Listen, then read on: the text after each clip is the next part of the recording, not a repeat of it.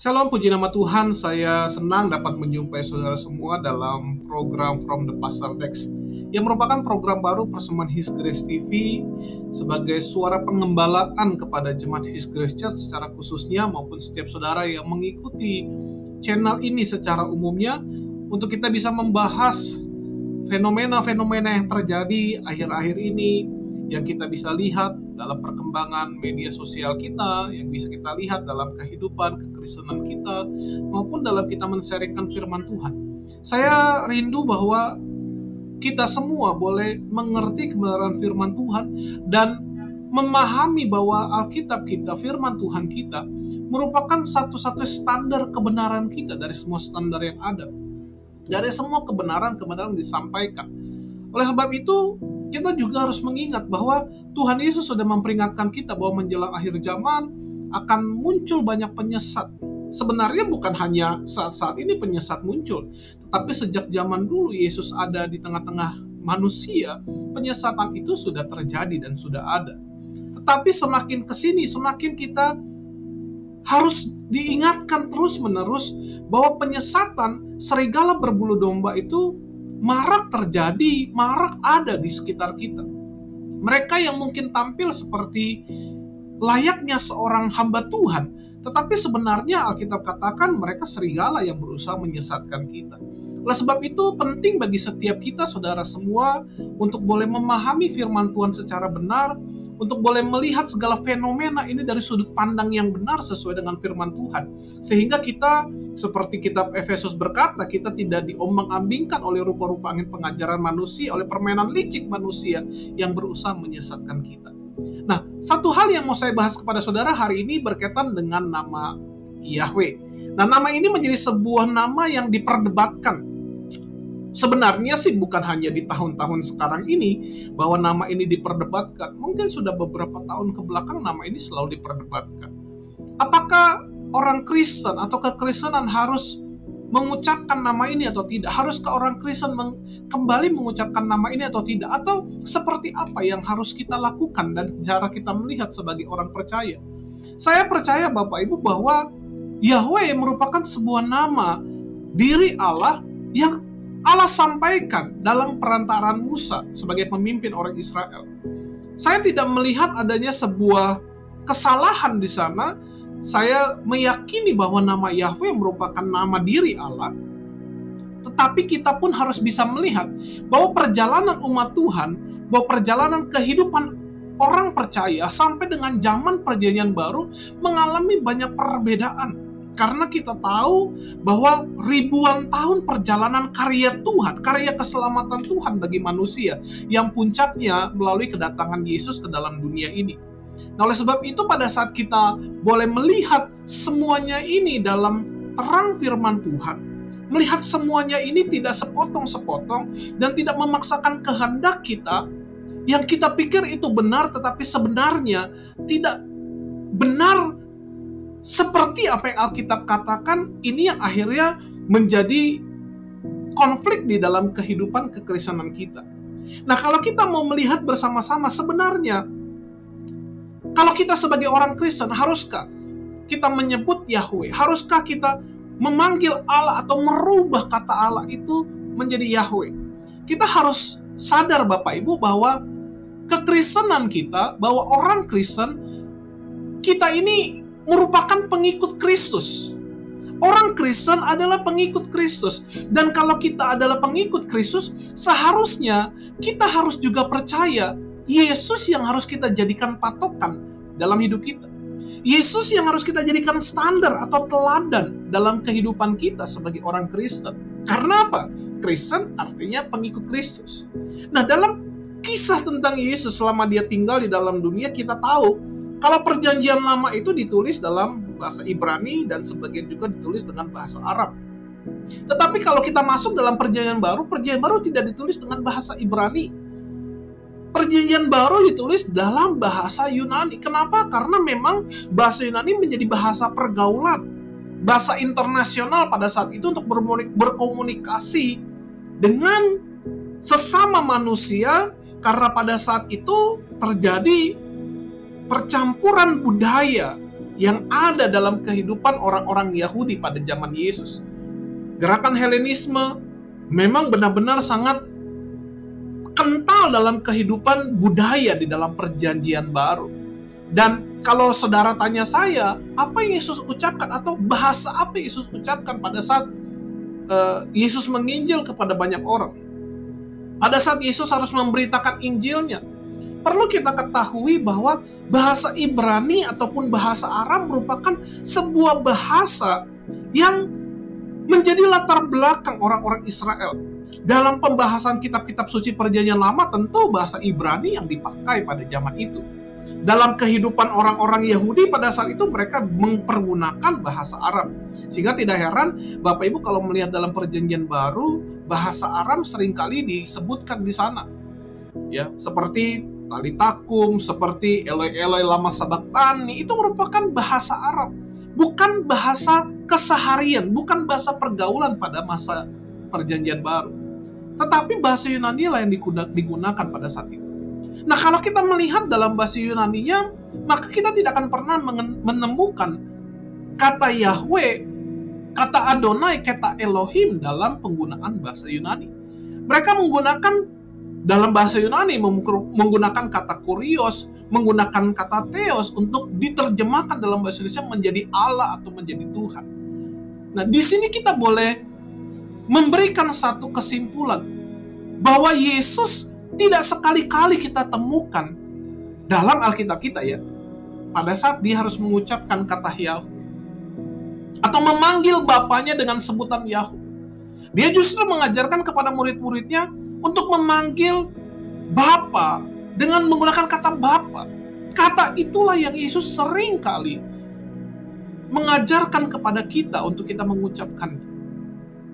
Dalam hal ini, sekali lagi saya katakan kepada saudara, bukan berarti saya menyangkal nama Yahweh, bukan berarti kita mengatakan bahwa nama Yahweh itu tidak ada. Tetapi dalam kehidupan Yesus, Yesus sangat jarang sekali mempergunakan atau memanggil nama Bapaknya dengan sebutan Yahweh. Bukan hanya Yesus, tetapi murid-muridnya juga. Saudara, dalam kitab-kitab Perjanjian Baru yang ditulis dalam bahasa Yunani, saudara tidak akan pernah menemukan murid-murid memanggil Tuhan atau memanggil Allah dengan sebutan Yahweh. Bahkan dalam tradisi orang-orang Israel pada zaman itu, kata Yahweh itu terlalu kudus bagi mereka sehingga mereka tidak bisa sembarangan menyebut kata itu, Bapak. Kita tahu pada saat Perjanjian Lama yang ditulis dalam bahasa Ibrani diterjemahkan ke dalam bahasa Yunani yang disebut dengan Septuaginta. Setiap ahli-ahli kitab bertemu kata Yahweh dalam menerjemahkan kitab itu ke dalam bahasa Yunani. Mereka harus berhenti menerjemahkan, mereka harus menyucikan diri mereka harus berpuasa. Kenapa? Karena mereka menganggap sakralnya nama itu, kudusnya nama itu, yang tidak boleh disebut dengan sembarangan. Itu yang mereka lakukan, menjaga kekudusan nama itu seperti perintah Tuhan dalam hukum Taurat. Makanya, kalau kita boleh menyimpulkan apakah Yesus memanggil nama Yahweh, saudara mungkin tidak bisa menemukan satupun referensi Alkitab. Kecuali kalau saudara memaksakan bahwa Perjanjian Baru ditulis dalam bahasa Ibrani. Maka saudara akan temukan, tetapi bahasa asli Perjanjian Baru tidak pernah dituliskan dalam bahasa Ibrani, Bapak Ibu. Makanya, kalau kita mengaku diri sebagai orang Kristen yang adalah pengikut Kristus, Yesuslah yang harusnya kita jadikan patokan dalam kehidupan Kristen kita. Nah, yang kedua, saya katakan di sana bahwa disebut Kristen pertama kalinya yaitu di Antiokhia, yang adalah jemaat non-Yahudi. Justru di Antiokhia lah murid-murid itu disebut Kristen. Di Antiokhia lah murid-murid pertama kali disebut sebagai Kristen. Kisah Rasul 11 ayat yang ke-22 saya bacakan bagi saudara semua, dikatakan begini. Maka sampailah kabar tentang mereka itu kepada jemaat di Yerusalem. Lalu jemaat itu mengutus Barnabas ke Antiokhia, ayat yang ke-23, Kisah Rasul 11. Setelah Barnabas datang dan melihat kasih karunia Allah, bersukacitalah ia.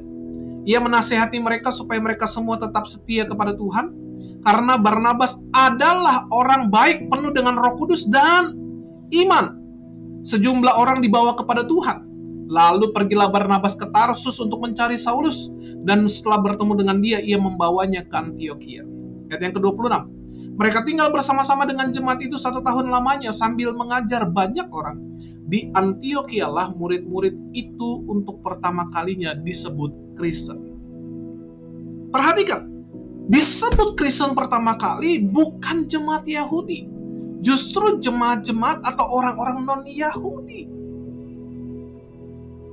Orang-orang non-Yahudi lah disebut Kristen. Jadi kalau kita mengaku diri kita Kristen, tidak peduli dari suku mana kita, dari bangsa mana kita, tanpa harus menjadi Yahudi, Bapak Ibu. Ini seringkali kita melihat orang-orang Kristen justru merasa lebih Yahudi daripada orang Yahudi itu sendiri. Merasa lebih Israel daripada orang Israel itu sendiri. Ini yang seringkali terjadi. Kita tahu bahwa bahasa itu Tuhan yang menciptakan. Kejadian pada pasal yang ke-11, pada saat manusia mendirikan menara Babel, Tuhan berkata tidak baik kalau mereka ini berkumpul bersama-sama menjadi satu bangsa besar. Lalu Tuhan serahkan mereka dengan berbagai macam bahasa. Tuhan serahkan manusia ke ujung-ujung bumi dengan bahasa. Tetapi dengan bahasa yang berbeda itu pula lah dalam Kisah Rasul pasal kedua, dalam kisah Pentakosta. Bahasa yang berbeda-beda itu Tuhan juga pakai untuk mempermuliakan nama Tuhan. Untuk menyatakan kemuliaannya. Ini berarti apa? Bahasa itu Tuhan yang ciptakan dan Tuhan memakai bahasa untuk mempermuliakan namanya. Makanya orang-orang non-Yahudi tidak tahu dan tidak mengerti sebutan-sebutan dengan Adonai, Elohim, Yahweh. Karena itu adalah bahasa orang-orang Yahudi, bahasa Ibrani. Makanya pada saat mereka memanggil Tuhan, menyatakan Tuhan, kau besar, mereka menggunakan kata kurios. Mereka tidak menggunakan kata Adonai. Kalau dalam bahasa Indonesia, Tuhan. Begitupun pada saat mereka menyebut Allah, memanggil kata Allah dalam bahasa Indonesia Allah, mereka menggunakan kata Theos. Dalam tiap-tiap bahasa Inggris, mereka menyebut God, Tuhan, Lord. Karena itu bahasa yang berbeda-beda. Tapi seringkali kita campur adukan antara bahasa Indonesia dengan bahasa yang lain. Sekalipun kita tahu bahwa perjanjian lama ditulis dalam bahasa Ibrani, bukan berarti bahasa Ibrani itu menjadi sebuah bahasa yang sakral dan suci, Bapak Ibu. Berbeda mungkin dengan beberapa pandangan orang-orang non-Kristen yang menganggap ada satu bahasa yang sangat suci, mungkin sampai di surga pun memakai bahasa itu. Kalau kita tidak, Tuhan sendiri yang menciptakan bahasa. Tuhan sendiri yang membuat bahasa. Dan Tuhan Yesus pun datang kok bagi semua manusia, bagi semua suku bangsa. Keselamatan itu terbuka kok bagi semua bangsa. Lalu kenapa seringkali banyak orang Kristen yang berusaha harus memaksakan menjadi satu? Apakah dengan akhirnya kita tidak mengucapkan dalam bahasa Ibrani, membuat kita pada akhirnya tidak lagi menerima keselamatan? Apakah keselamatan kita ditentukan pada saat kita mengucapkan Adonai, Elohim, Yahweh? Atau seperti Kisah Rasul pada pasal keempat, mengatakan bahwa di bawah kolong langit ini tidak ada nama lain yang olehnya kita dapat diselamatkan. Nama siapa yang sanggup menyelamatkan? Nama siapa yang harus kita utamakan? Seringkali karena ini terjadi banyak sekali perdebatan, membuat kita justru melupakan yang paling utama. Nama Yesus yang menyelamatkan, kita melupakan. Justru melalui nama Yesuslah keselamatan itu kita dapat terima hari ini. Makanya kalau kita mau melihat dan mengaku diri kita Kristen, bahwa orang yang disebut Kristen pertama kali justru adalah orang-orang non-Yahudi. Kita juga harus memahami bahwa orang non-Yahudi tidak harus menjadi Yahudi untuk menerima Kristus. Orang non-Yahudi tidak harus menjadi Yahudi untuk menerima Kristus. Dulu memang pada kekristenan mula-mula orang harus dipaksa. Orang-orang non-Yahudi berpikir, kok keselamatan gampang sekali diterima oleh mereka yang mengaku percaya kepada Yesus. Sedangkan kami sudah melakukan hukum Taurat sejak kami kecil, sejak kami lahir sudah melakukan hukum Taurat. Tidak fair pada saat Kami sudah melakukan semuanya dan kami diselamatkan hari ini dalam Kristus, sedangkan mereka tidak melakukan apa-apa, hanya menerima Yesus. Tidak fair. Makanya harus diyahudikan dulu, harus disunat terlebih dahulu. Diyahudikan terlebih dahulu. Ini menjadi perdebatan di zaman kekristenan mula-mula. Sampai pada akhirnya kita melihat kisah-kisah di Alkitab, khususnya kisah para rasul. Bagaimana Petrus yang sangat Yahudi sekali harus dibawa dalam sebuah pengalaman iman. Tuhan pun mengasihi bangsa-bangsa non-Yahudi. Tuhan pun mengasihi orang-orang non-Yahudi. Karena keselamatan yang Tuhan berikan bukan hanya kepada orang-orang Yahudi, tapi juga kepada orang-orang non-Yahudi. Keselamatan yang diberikan. Paulus menginjil menjadi rasul bagi bangsa non-Yahudi. Bahwa keselamatan, sampai Paulus berkata, itu hanya karena kasih karunia. Bukan karena perbuatanmu, bukan karena hasil usahamu, tetapi itu pemberian Allah. Nah, ini yang harus kita dapat pikirkan bersama-sama. Bahwa orang-orang non-Yahudi tidak harus menjadi Yahudi. Tapi seringkali orang-orang non-Yahudi mau merasa sangat Yahudi. Ini mungkin ada kesalahan dalam kita atau kekeliruan dalam kita melihat dan memandang cara Tuhan bekerja bagi manusia. Ya. Keselamatan Yesus berikan juga berlaku bagi semua bangsa dan bukan sekelompok kecil bangsa. Yohanes pada pasal pertama ayat yang ke-10, ia datang kepada milik kepunyaannya. Tapi milik kepunyaannya tidak menerimanya. Yesus memang datang pertama kalinya kepada orang Israel, orang Yahudi. Tapi orang-orang Yahudi tidak menerimanya. Makanya ayat ke-12-nya, tetapi semua orang yang menerimanya diberinya kuasa menjadi anak-anak Allah. Artinya apa? Keselamatan itu tidak hanya berlaku bagi orang Yahudi, tapi terbuka bagi semua bangsa, Bapak Ibu. Termasuk kita yang ada di Indonesia. Termasuk orang-orang yang ada di Arab yang menyebut dengan sebutan Allah. Pakai bahasa Arab, termasuk kita, orang di Indonesia, yang menyebut kata dengan kata Tuhan, dengan kata Allah. Apakah pada saat kita menyebut kata Allah, itu menyangkut nama diri daripada Tuhan? Bukan. Kita tahu, Tuhan memperkenalkan diri kepada orang Israel dengan sebutan Yahweh. Tapi seringkali kita hanya memperdebatkan hal-hal yang kita anggap bahwa itu yang paling benar dan yang paling utama. Sampai kita lupa bahwa hal yang paling utama keselamatan dalam Yesusnya kita tidak bicarakan. Kita hanya ribut memperdebatkan masalah harus menyebut Allah, harus menyebut Yahweh, tidak boleh menyebut kata Allah dan seterusnya. Itu yang harus kita perdebatkan. Tanpa kita harus melihat dan mengambil esensi sebenarnya dari kehidupan kita sebagai orang Kristen. Jadi hari ini menjadi sebuah pertanyaannya bagi kita. Haruskah orang Kristen menyebut nama Yahweh atau memanggil nama Yahweh? Saya hanya punya sebuah kesimpulan. Saudara yang memanggil nama Yahweh, silakan saudara menyebut nama Yahweh. Saudara tidak mau menyebut nama Yahweh, tidak mengurangi keimanan saudara untuk mempercayai Yesus sebagai Tuhan. Saya sampai dengan hari ini, saya tahu bahwa Tuhan memperkenalkan diri kepada Musa dengan sebutan Yahweh. Pada saat saya harus belajar mempelajari lagi kitab Perjanjian Lama, menggunakan bahasa asli Alkitab, pasti akan ketemu juga kata Ibrani di sana, kata Yahweh di sana, kata Adonai Elohim, kita pasti akan ketemu di sana. Tapi bukan berarti Perjanjian Baru kita harus paksakan juga harus mempergunakan bahasa Ibrani. Ini yang menjadi kekeliruan kita. Artinya karena Tuhan cinta semua bangsa, Tuhan mengasihi semua bangsa. Keselamatan di dalam nama Yesus. Makanya pada saat Yesus berdoa dalam Yohanes pada pasal yang 17, namamu, kata Yesus, yang telah Engkau berikan kepadaku. Namamu, nama Bapa yang telah diberikan kepadaku, kepada Yesus. Seharusnya nama Yesuslah yang harus kita terus banyak beritakan. Nama Yesuslah yang harus kita serukan kepada dunia.